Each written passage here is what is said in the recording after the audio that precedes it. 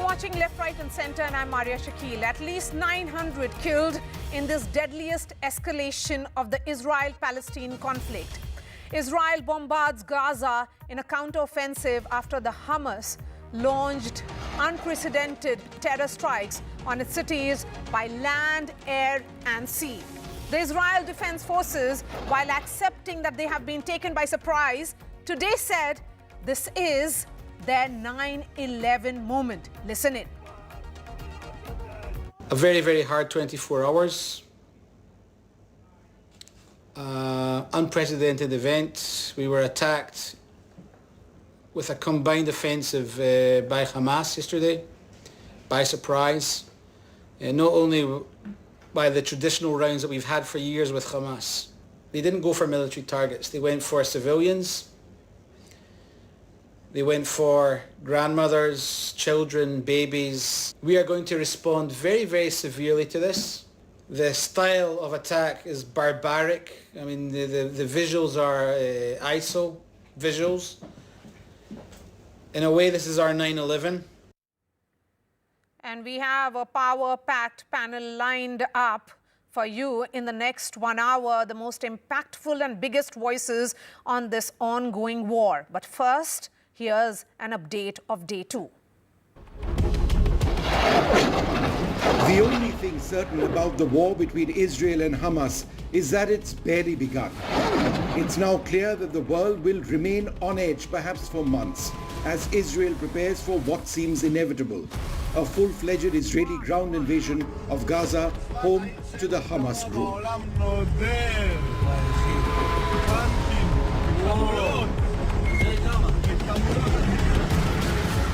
נכה באימת חורמה וננקום בעוצמה על היום השחור הזה שהם עוללו למדינת ישראל ולאזרחיה. Thousands of rockets rained down on targets, some striking as far away as Tel Aviv. Drones were used to target tanks. An air assault took place with terrorists on gliders. Boats were used as well. Many were intercepted and taken out. But the sight of Hamas soldiers in frontline Israeli towns and the bloodbath that followed represent an unimaginable terror for millions of Israelis who've lived under the protective veil of one of the world's most sophisticated armed forces. Dozens of Israeli soldiers and civilians are being held captive, and the situation within Israeli towns is still not entirely under control. They attacked dozens of Israeli communities and IDF bases, and they went door to door, house to house in search of Israeli civilians, executed in cold blood Israeli civilians in their homes, and then continued to drag into Gaza Israeli civilians and military personnel. And in terms of the civilians, I'm talking women, children, elderly, disabled, that were dragged into Gaza by the terrorists from the Gaza Strip. Israel's response has been overwhelming, with the Prime Minister's office approving steps to destroy the military and government apparatus of Hamas and Islamic Jihad for years. As a first step, electricity has been cut off to Gaza, followed by devastating airstrikes that took out several multi-story apartments. The international response has been immediate and sharply differentiated along traditional fault lines. While America and its Western allies have condemned the assault, Qatar and Saudi Arabia have hit out at Israel, in the process putting an end, for now, to the prospect of the normalization of ties between Israel and the Arab world. Palestinians have always been concerned that this process could end their dreams of having an independent state. In this moment of tragedy, I want to say to them and to the world and to terrorists everywhere that the United States stands with Israel. We will not ever fail to have their back. We'll make sure that they have the help their citizens need and they can continue to defend themselves. Saudi Arabia says that it has repeatedly warned of the consequences of the deterioration of the situation as a result of the occupation, as well as of depriving the Palestinian people of their legitimate rights and of not halting systematic provocations against their holy sites. In a more strident statement, Qatar has blamed Israel and says Tel Aviv is solely responsible for the ongoing escalation due to its continuous violations of the rights of the Palestinian people.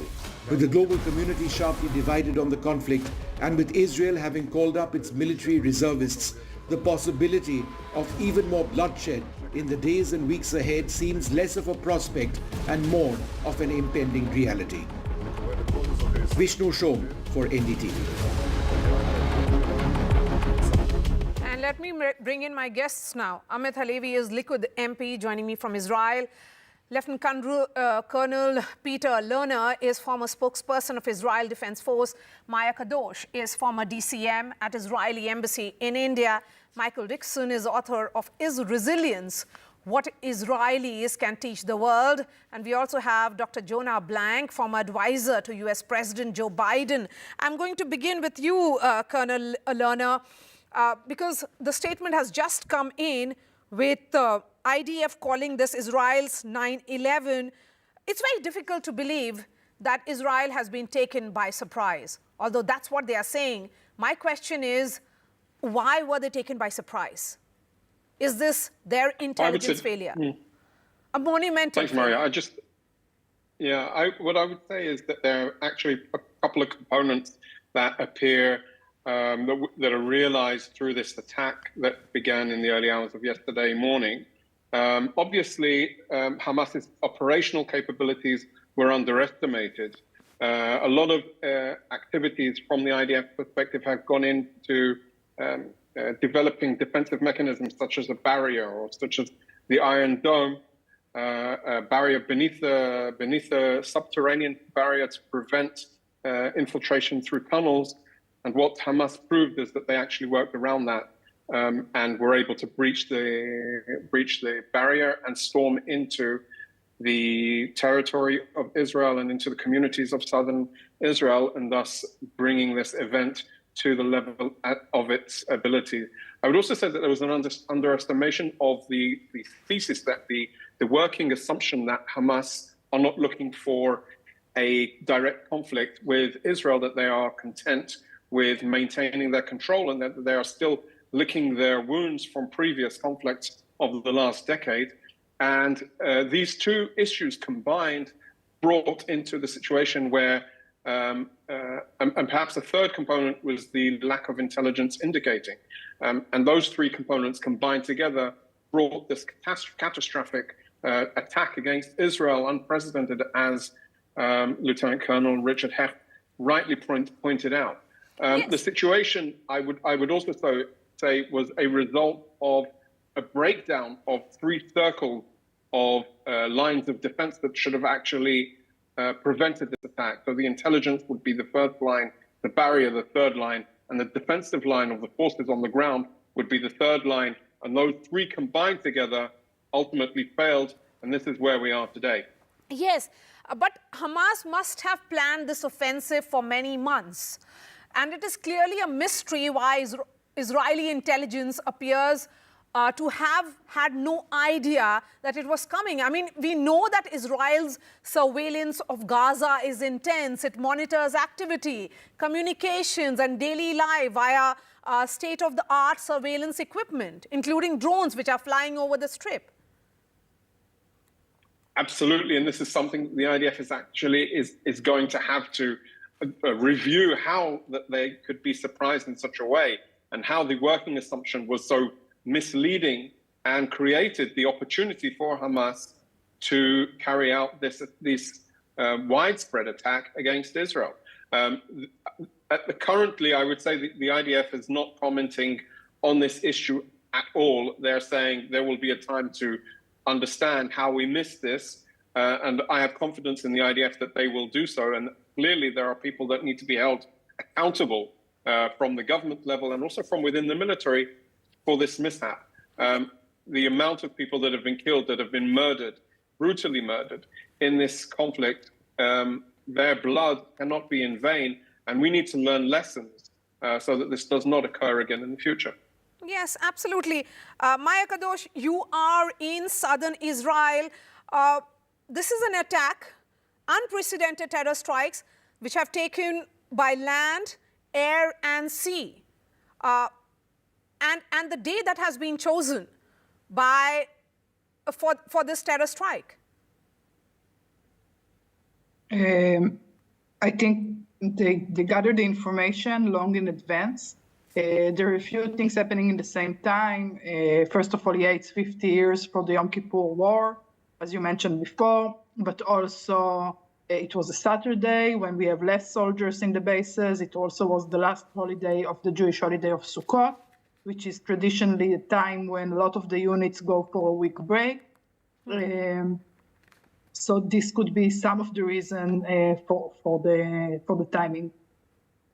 You've made an interesting point, and I think that because it certainly shows the long planning that would have gone into this when there are less soldiers on the bases. And overall, because you are there, you would be listening to those sirens, which are perhaps, playing in the air while. Give us a sense of what is it like to be on ground zero right now, Maya? It's first of all, it's something that we in Ashdod experienced some of it before, but not in this magnitude. We've been through rocket attacks before. It was very unfortunate. On Friday night, we had dinner with our family, with our extended family. We celebrated the birthday of my nephew. And then 6 o'clock in the morning on Saturday, we woke up to these terrible noises of sirens. We've been locked in the shelter for over 4 or even 5 hours because the sirens kept ongoing, and we could hear the incoming rockets and the fallings. But nothing prepared us for the news that came after, that there are terrorists inside Israel. That was heartbreaking when we started to understand the magnitude of this attack, how many soldiers were killed, how many civilians were kidnapped. I think that's what, unfortunately, is horrible and unique about this situation. We've been through rockets before, and we kind of used to this situation, but this is nothing like we experienced before. Unprecedented, yes, Maya. What is the latest on the ground? Because the Israeli media is reporting that the gun battles between bands of Palestinian fighters and security forces is happening in towns in southern Israel. Exactly. It's still going on, even in my city, Ashdod, which is a bit farther from the border. We've been locked for a few hours today because they thought there's a terrorist that managed to get into our city. They asked us not to stay in the house, lock the doors. We of course did that. Battles are still going on. I have friends in the villages near the border that cannot be evacuated after almost 30 hours now. It's a very hard situation. Yes, because the Israel's police chief has said that there are 21 active scenes in southern Israel alone. Michael Dixon, comment on this. Israeli Prime Minister Benjamin Netanyahu is saying that his country is in a war and he will win it. Talking about people on ground, I mean, how much of that and those words of the Prime Minister is a word of reassurance and a word that the country will get justice. All those who have lost their lives, their families will get justice. Well, Israel has no choice but to win it. Israel can't afford to lose any war. And if anyone had any doubt as to Hamas's aims, they need just look at what happened over the last 36 bloody hours when Hamas terrorists were able to butcher so many innocent people in their own homes. It just shows what their aim really is, and that is to destroy the state of Israel and to eliminate its people. And Israel will not ever stand for that. And so we must fight back against them and indeed do our best to wipe them out. These are people who currently have a mother and her 2 daughters, aged 2 and 4, held captive in Gaza. They have an 85-year-old grandmother who is disabled in Gaza as a captive, and potentially up to 100 other hostages, all innocents. Look how cowardly they are, shooting people in the streets, dragging them from their homes and keeping them hostage. So the outcry is huge, and you see it around the world. The cause of the Palestinians will never be seen in the same way again after today. And you said this is Israel's 9/11. Well, we're 36 hours in This event is still active, as you rightly said. This is like the day after 9/11. Here in Israel, you have people posting photos with phone numbers saying, where is my brother, my son, my sister, my daughter, and just anxiously trying to find out what has happened to them. Were they killed in the streets by Hamas terrorists, or are they currently held captive in Gaza? Neither of those things is a bearable outcome. So, of course, Netanyahu and the government need to act strongly against Hamas. And at the moment, they have the large backing of the world. And that's right. And Michael, elaborate on the point, because you are saying that, after what has been a war which has been launched on this, on the land, in the air and at sea, the Palestinian cause has been weakened. And even those who are seen as their allies will be viewing this very differently from now onwards. Yeah, I think you just need to look at some of the headlines around the world. The butchery of these people, the way they attack these innocents. I mean, who kidnaps 2-year-olds and 4-year-olds and holds them to ransom? Who takes a Holocaust survivor and brings her into Gaza in order to keep her captive, aged 85? And so many more stories like that. So I think that people will see this barbarism and will be really revolted by it. And so all of the forward-thinking, peace-loving nations in the region are now moving towards coexistence, towards peace in the Abraham Accords. And I do think Saudi Arabia and Israel peace will come in the future. But right now, they're saying we don't want anything to do with the Palestinian cause, except, of course, for Iran, which finances it. Iran gave the Palestinians in Gaza, gave Hamas specifically $100 million in the last year, which they've spent on arms and on building terror tunnels by which to attack Israeli civilians. So Hamas is the long arm of Iran. They have to be defeated. And I think people around the world will look at these horrific scenes and know who to stand with. In this case, it's pretty simple. If you want to have a moral stance, you'll stand with Israel right now. Jonah, thanks for your patience. The United States, which certainly is a close ally and also a major supplier of arms to Israel, has also announced a possibility, it's being seen as a new military support that could be announced following this attack by Hamas. That's what Secretary of State Antony Blinken has hinted at. Is there a possibility of more such supports coming from other countries as well? Thank you, Maria. Yes, I think the outcome is going to be a lot more support from the U.S. and the world community. We've seen these pictures of horrific terrorist actions, and we know that the next step is going to be a massive Israeli military response.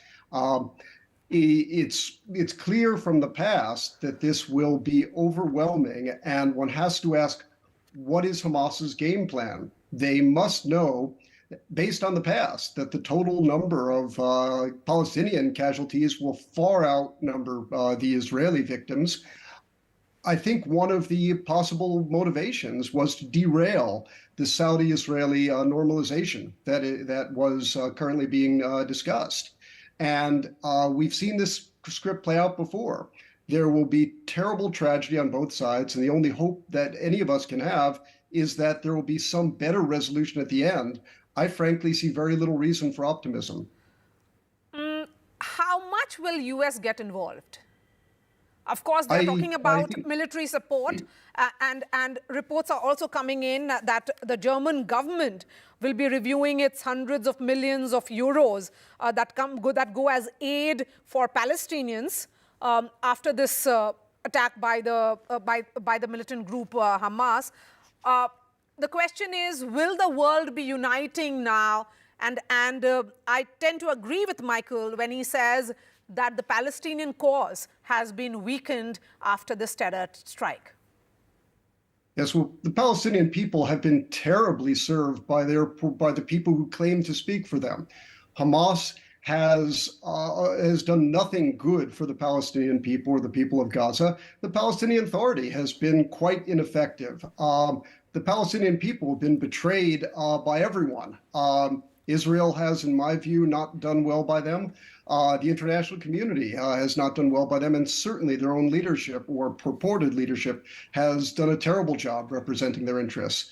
By the time this is all over, we're going to see thousands of Palestinian casualties, and that will be in response to Hamas's actions.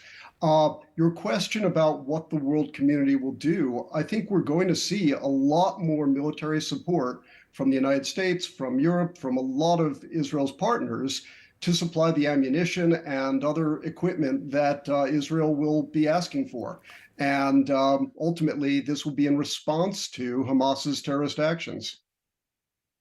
Let me have a quick word now from Maya before I wrap up this part of the discussion, and then we'll be going to the other side to get views of Iranian journalist and also Palestine News director who will be joining me shortly. Maya, since, you know, the sense of tragedy and the sense of the grief must be really unprecedented, because you have spoken about less soldiers in the bases, the day that has been chosen, so the kind of planning or meticulous planning that would have gone into it. What are people saying? We have heard from the Israeli government, but what about ordinary Israelis? I think you can, when you look at the Israelis, you find it very similar to India. I know we speak a lot about comparison to 9/11, but I compare it to 26/11. People are brave. You see how people fight. You hear the stories. You hear the will of people to serve, to volunteer, to go to the army. Young people, all of them go, try to find ways to help and protect their country. So I won't advise our enemies to think that we are defeated or we are weak. It's definitely not the case. Israel is strong and united, and people here are determined to stay in their houses and fight back and protect their country. And most ordinary Israelis, and you saw the lines today to donation of blood, donation of food, anything that you can, and of course, going to serve in the army. The amount of people that want to go is much bigger than the number that we can actually now have. So I wouldn't mistake the Israel will. So Maya, you are saying that a lot of people are lining up to join the Israeli forces? Yes, definitely. First of all, everyone came back from to their units immediately when it happened. People are coming back. My own nephew been to Delhi today, this morning, on the way back. You know, a lot of Israelis like to do their gap year in India. After the army, he was there. He was supposed to stay there at least until February. But the minute he heard what's going on in Israel, he took the plane and he's on the way. Today he was in Delhi, and this morning he's on the way back to Israel. And he will be in the border tomorrow morning. And he's not the only one. We have hundreds of people like that in India, in Sri Lanka, in Thailand, all over the world. And of course, everyone here in Israel joining and lining to join the military forces. All right. Thank you so much for your time, Maya, Michael, Lieutenant Colonel Peter, and Dr. Jonah Blank. It is one of the world's longest conflicts, one which has seen thousands of deaths, and clearly no solutions to end it.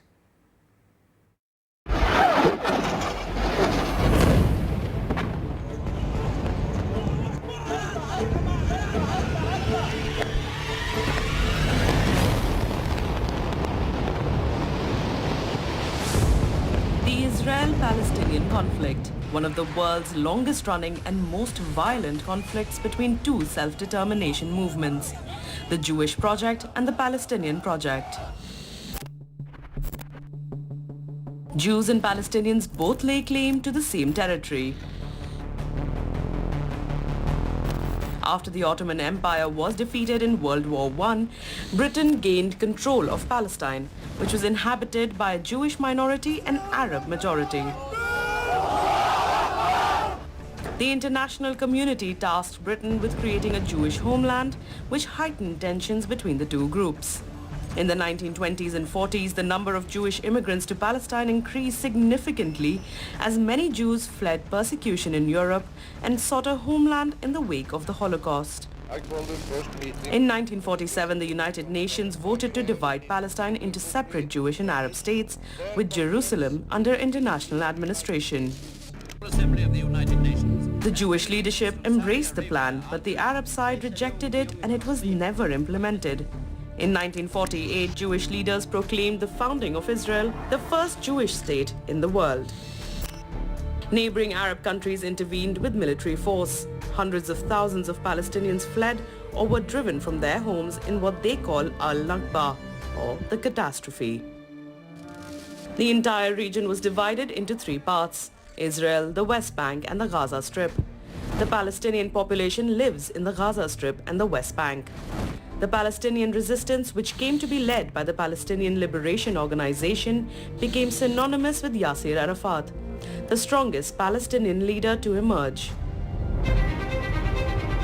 Over the last several decades, though, hardline elements including Hamas, the Islamic Jihad and Hezbollah, which is primarily based in Lebanon, have frequently clashed with Israeli forces in a battle for control over tiny slivers of territory.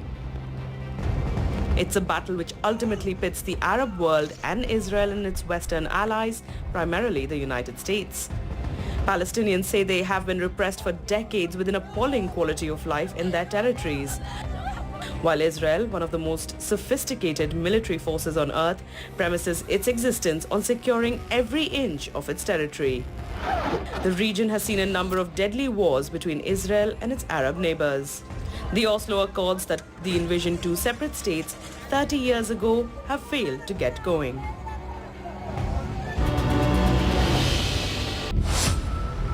And joining me from Samaria in Israel is Member of Parliament of Likud, Amit Halevi is joining me. Amit, thank you so much. And I'm going to ask that question which is on everybody's mind. How does this impact the Saudi Arabia-Israel normalization efforts, the deal which is being brokered by United States? Good evening. I think that the whole world and specific Saudi Arabia is waiting to see our response.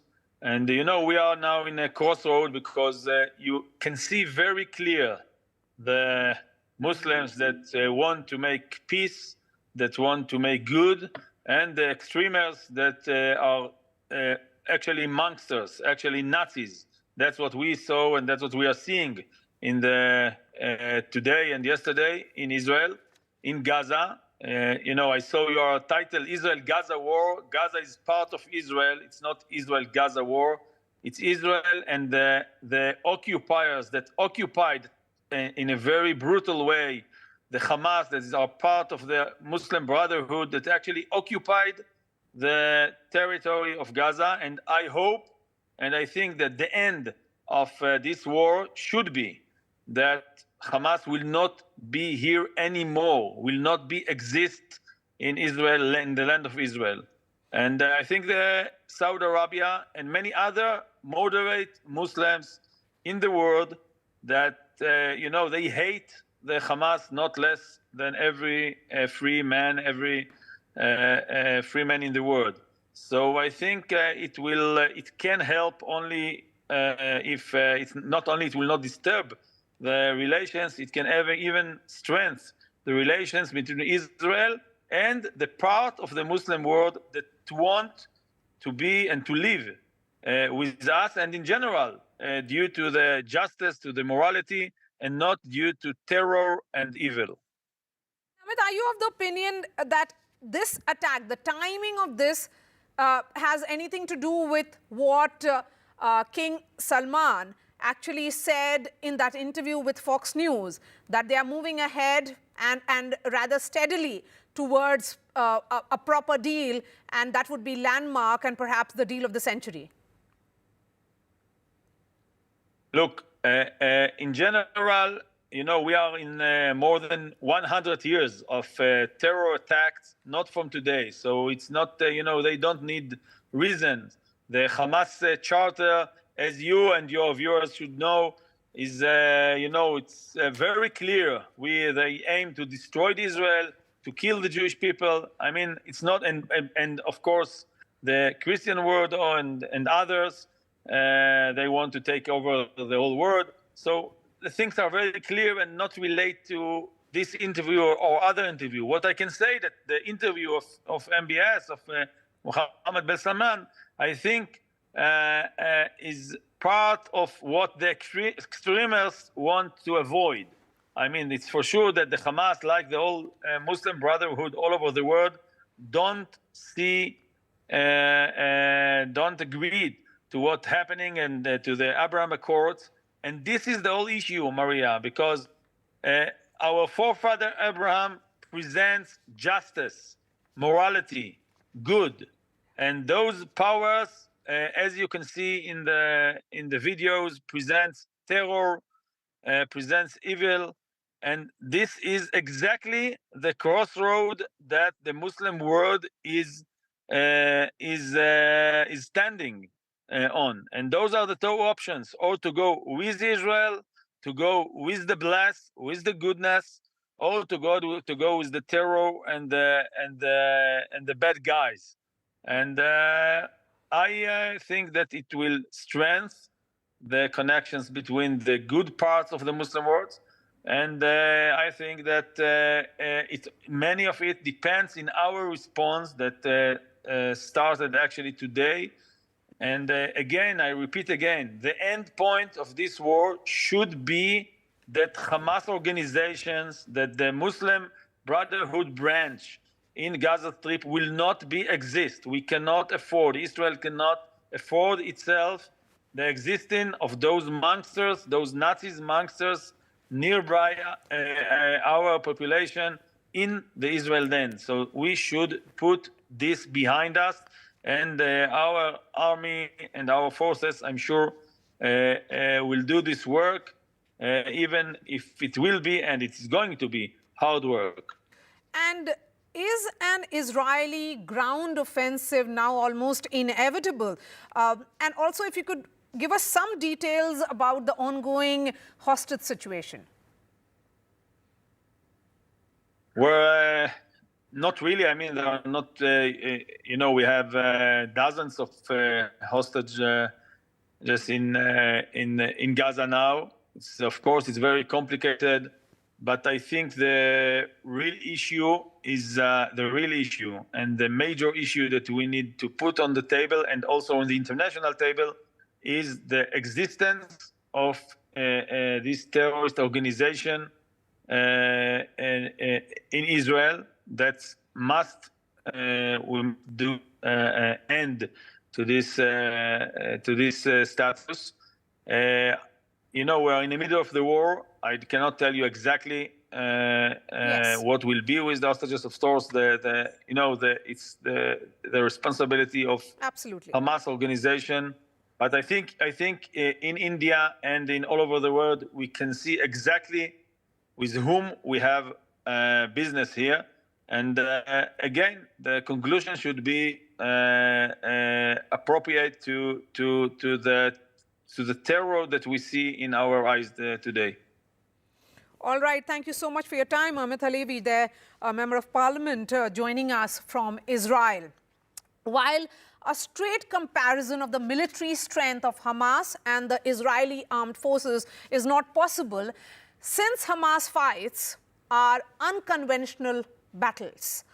The intriguing use of relatively new weapon systems such as drones and gliders, in addition to extended range rockets, points to a different and more advanced form of terrorist operations. Israel, it now seems inevitable, will be countering this using its far superior conventional forces if there is a ground assault of the Gaza Strip.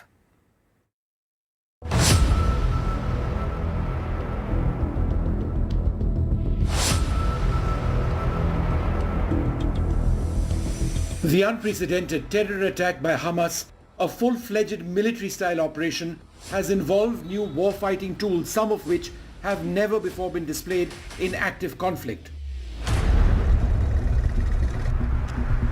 This video shows Hamas using airborne gliders to fly terrorists into Israeli territory by bypassing heavily fortified checkposts on the ground.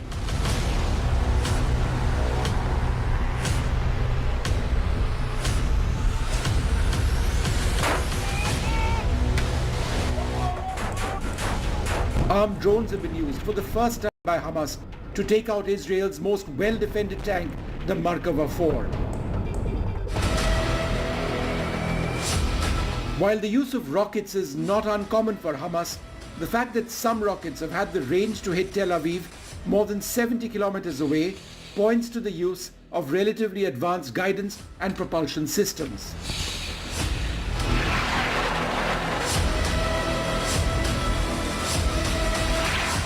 Terrorists have also attempted to enter Israel through a maritime route. Many of these boats were intercepted by Israeli forces. All these weapon systems have been used as part of Hamas's Al-Qassam brigades, military battalions which carry out terrorist operations. The terrorist attack this time has seen Hamas use once again hostage-taking and the use of civilians as human shields as standard operating procedure.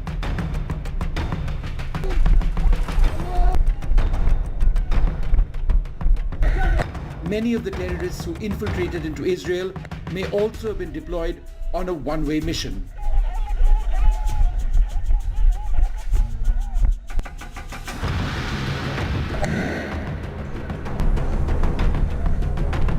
Israel, on the other hand, while renowned for its intelligence apparatus through multiple agencies, will now have to rely heavily on its conventional military strength in the event of a larger military conflict, one that now seems inevitable.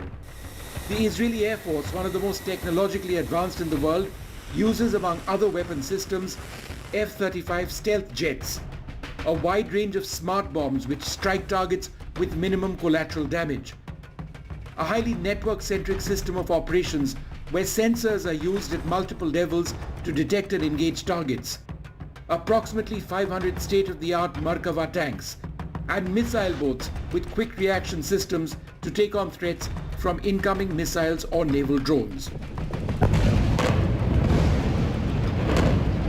Israel is also a nuclear power, a capability that may not be relevant in the context of fighting Hamas, but a deterrent if the conflict extends beyond its boundaries.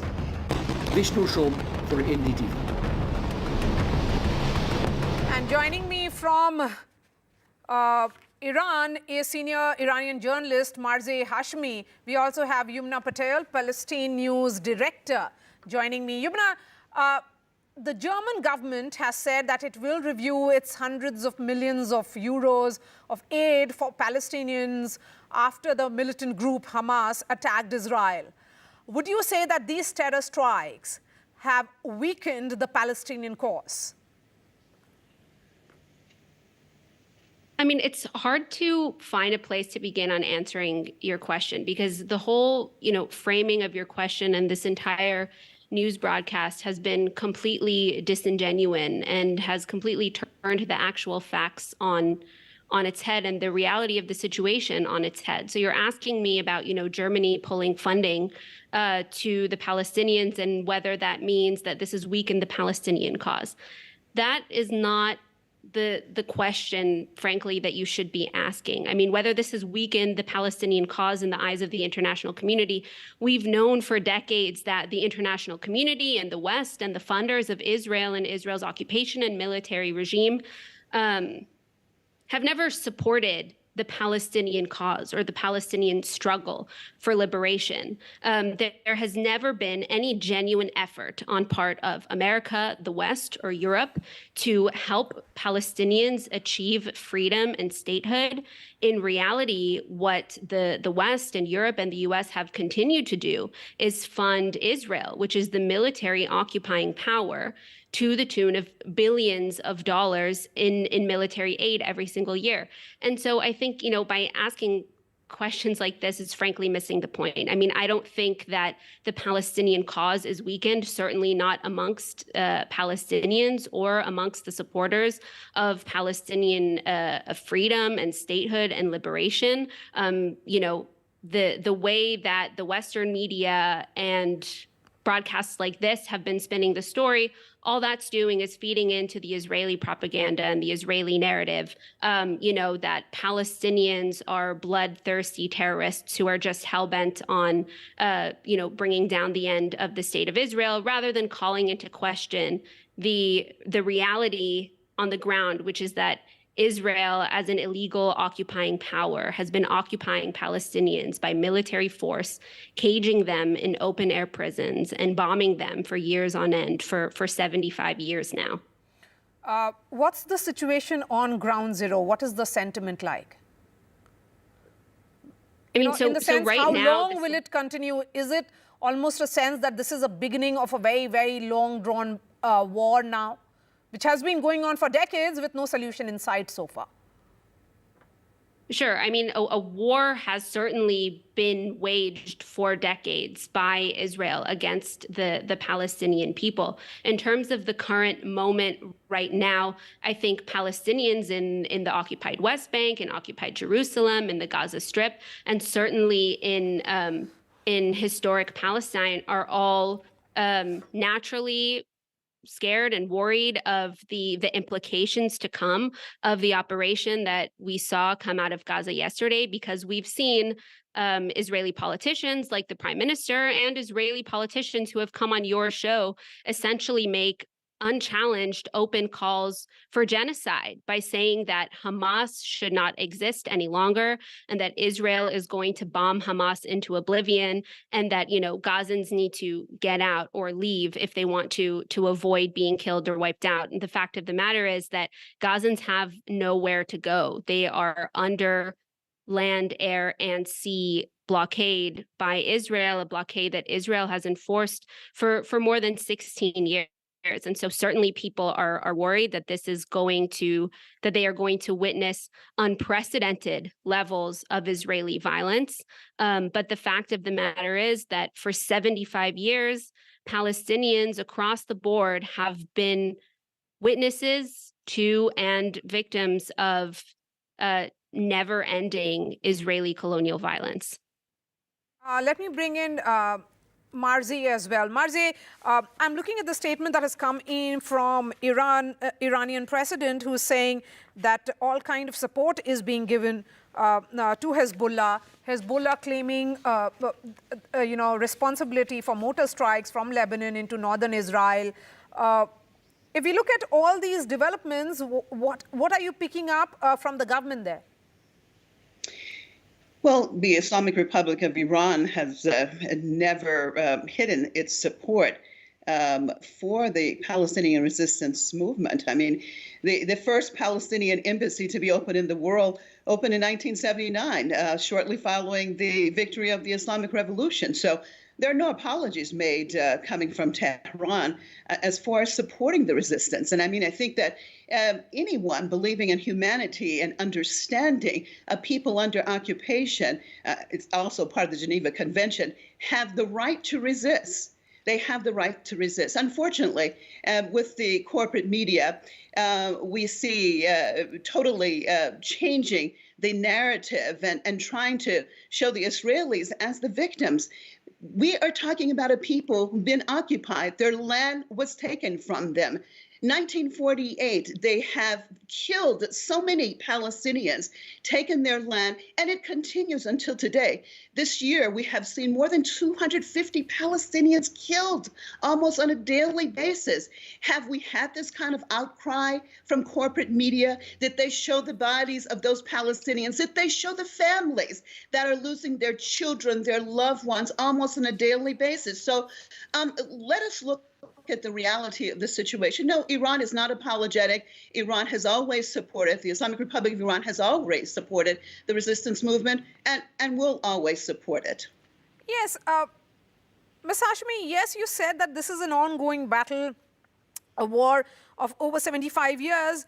But what the Hamas military commander says, that this is the day of the greatest battle to end the last occupation on earth. Why was yesterday chosen? Well, I don't know particularly why yesterday was chosen, but it was, yes, it was a historic day for Palestinians. It was the first time that Palestinians had regained their land, occupied land. Let us understand the way that this is being framed when we talk about the Israeli settlements. So this Palestinian land, it's all Palestinian land that was stolen from them. From the very beginning, we know how the scenario was set up, that this is a land without people for a people without land. No, there were people there. They lived on there many, many years, both Muslims, Christians, and Jews. This is not an anti-Jewish situation. This is anti-Zionist. Zionism is dangerous. Zionism is poisonous. And Hamas and the Palestinian resistance, they're fighting for their survival. Tell me what the Palestinians should do. We have seen so many talks from Camp David and so many different agreements, but what happened? Nothing happened. Israel never abided by any of their promises. So tell me, what else can the Palestinian people do except resist? Yumna, I have just 30 seconds for you. And, you know, it is about loss of human lives. It's about... Yes, and these human lives, Palestinians are also human. Let us talk about that. Yes, absolutely. Palestinian lives have been lost since 1948, and none of these mainstream media, I don't see the condemnation constantly that they are under this type of occupation on a day-to-day basis. They are human beings too. Israel continually arrests Palestinians without charging them, but nothing is said about this. Let us be fair. Where is the humanity? This is my question. The Israeli regime is protected and also supported by the United States, by the UK, billions and billions and billions of dollars in equipment. You're talking about their sophisticated military. Yes, that continually bombs the people of Gaza, the largest open-air prison in the world. And nothing is said. When babies are being killed and shot, when they're Palestinian, it's okay. We can get over that. We ignore that. But with the Israelis, thank you for sharing your thoughts, Yumna and Marze. Tears are flowing. I've really come to the end of this discussion because there is an important story which must be told again. Unfortunately, our world is in the midst of many wars and conflicts. Yet another began yesterday. There has been an ongoing Russia-Ukraine war, conflicts between China and Taiwan, Azerbaijan, Armenia, and the tension certainly which has gripped several parts of the world. We hope for peace. Thanks so much for watching.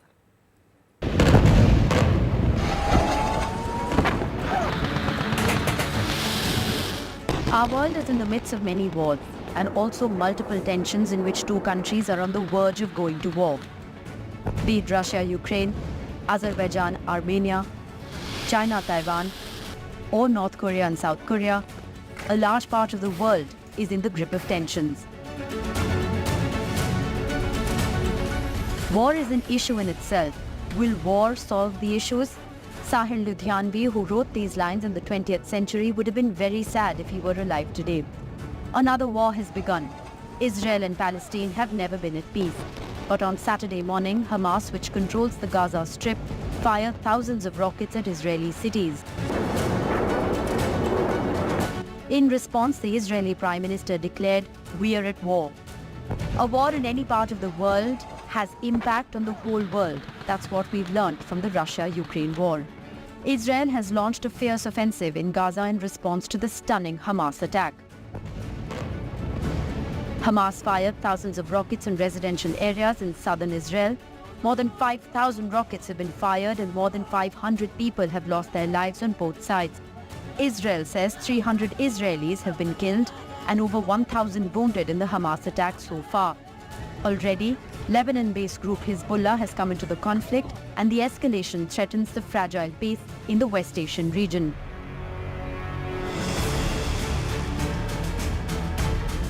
The war between Russia and Ukraine is nearing 600 days. On the 24th of February 2022, Russian President Putin declared a war on Ukraine in the name of special operations. In a few months, it's going to be 2 years of this war with no resolution in sight.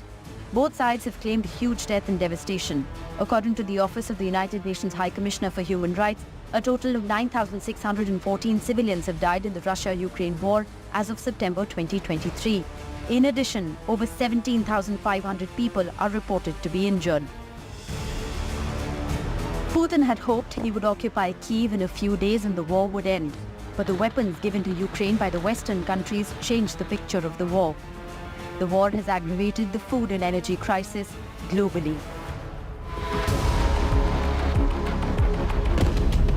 Azerbaijan and Armenia have been fighting wars against each other. Despite a ceasefire, the two continue to attack each other from time to time. The situation that arose last month threatens to restart another war. Azerbaijan declared war on Armenia under the name of anti-terrorism operations. Azerbaijan sent troops to the Nagorno-Karabakh, which is occupied by Armenia, and warned that the operation would not stop until the Armenian army surrendered. The tensions between the two countries are high and a full-blown war can start any time.